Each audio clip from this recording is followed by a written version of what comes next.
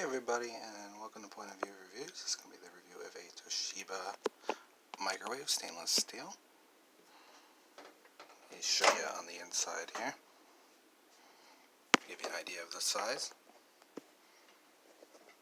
And if you're wondering the different settings here, you got a lot of the standard settings from defrost to weight defrost, power level, clock and settings, kitchen timer, popcorn, potato, pizza, frozen vegetables, beverages, dinner plates, and kind of the standard 1, 2, 3 for so and so minutes. Got the standard stop button,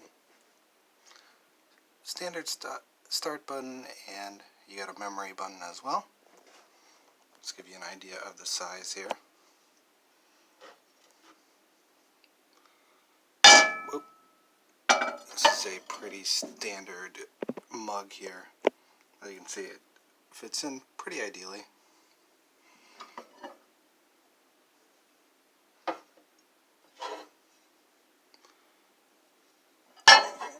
And this is about your average dinner plate.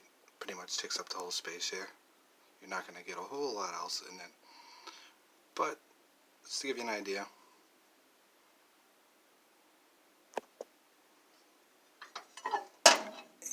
And the last thing I was going to do in this video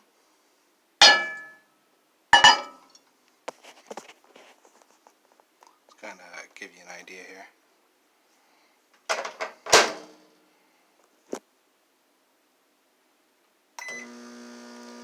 And as you can see, it's kind of noisy, but it's a pretty standard microwave noise.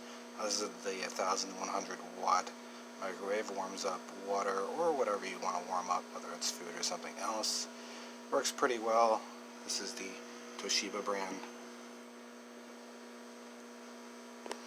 And I just wanted to give you an idea of the sound that it makes as well.